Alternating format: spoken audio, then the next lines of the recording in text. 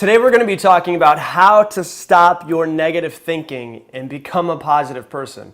I get this question asked to me a lot, and I'm super excited to dive into it because it's a lot simpler than you actually think that it is.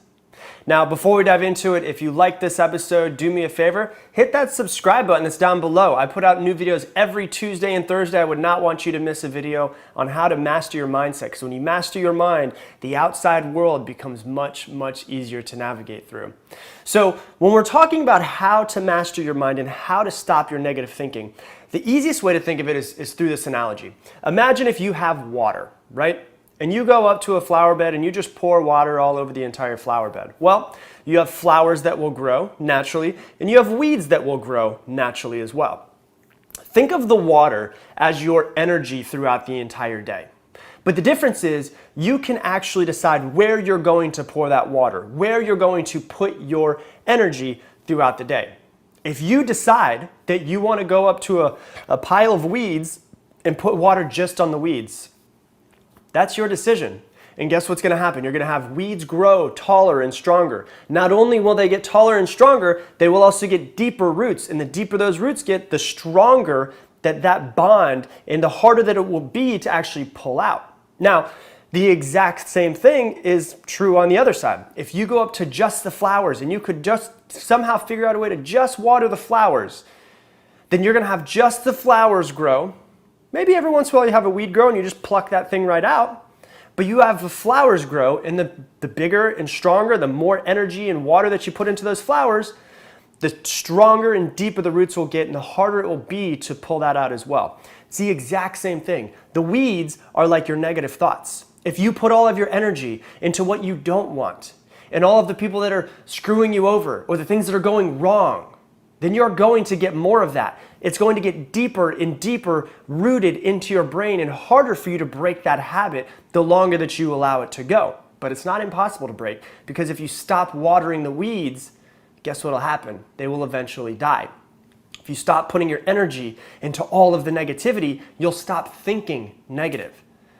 And so what happens is if you go and you put all of your energy into the positive thinking, just like the flowers, the roots grow deeper, they become stronger, it becomes easier for you to think positive. Now, I don't want you to think that because of the fact that you're thinking positive, I'm saying, hey, don't think about the negative things in life. Because a lot of people are like, well, positive thinking is a bunch of BS because there's a lot of negative things and you need to think about them. I agree with that. But I think that the more positive of a person that you are, the stronger that your roots and your brain are, the deeper that they go in positivity, the more suited that you can go and deal with the negative things. If you're a negative person, well, then it's hard to deal with negative things because that's all you think about. But if you're a positive person and you can put a positive spin on the negative things or find a way to make those negative things positive, or at least say this thing was really bad and it happened, how can I figure out some sort of way to turn this into a positive, right?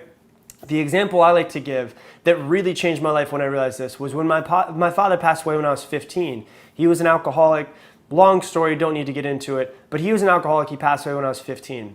And I remember 3 weeks after it happened, my mom asked me about it, and she's like, so what are your thoughts, and wanted to see how I was feeling. And I said, if Dad knew how much good is going to come from this because of how much I'm going to change my life, I think that he would be okay with passing away.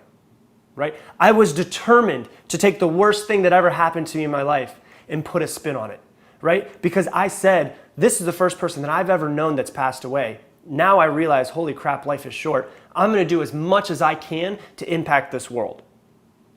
That's taking a negative and putting a positive spin on it. The more positive that you are, the more that you can put positive on something negative that happens to you. That's what you have to realize. So now, the other thing you have to realize is I know that negativity tends to be a habit. You start to notice yourself going down that path of negativity, right? If you notice yourself watering the weeds, putting your energy into the negative, what you do is you snap out of it. As soon as you notice it, you go, oh my God, I'm watering the weeds. I need to stop watering the weeds.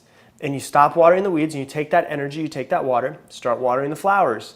Start putting the energy into the positive, right? And a lot of people are like, but my life is so hard. There's so many things that are going wrong right now.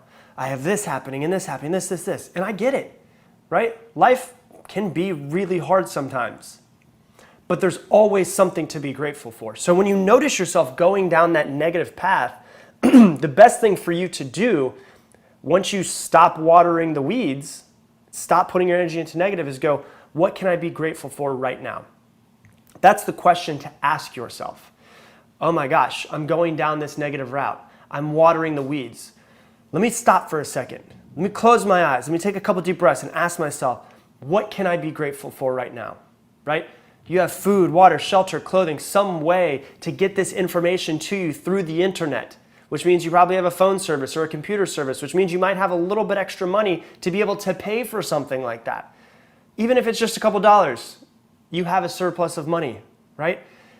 And the other thing that you could think of, if you have nothing, if you have no food, water, shelter, clothing, nobody that loves you in this world, you have your breath and you have your heartbeat, which means that there is still time.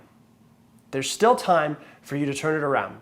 There's still time for you to stop watering the weeds. There's still time for you to put your energy and your focus into becoming a better person and making your life something amazing. No matter how bad it is, if you're listening to my voice and you're at rock bottom and you're addicted to drugs, you can wake up right now in this very instant and say, you know what, I'm going to act like my life is a movie and I'm going to turn it around. I'm going to be the hero of my own story, because we all love a movie where something's going really wrong and we watch this person, like The Pursuit of Happiness, where things are going so bad and we're rooting for him, and he turns his life around and makes something amazing of it, right? Pretend that you're in that situation.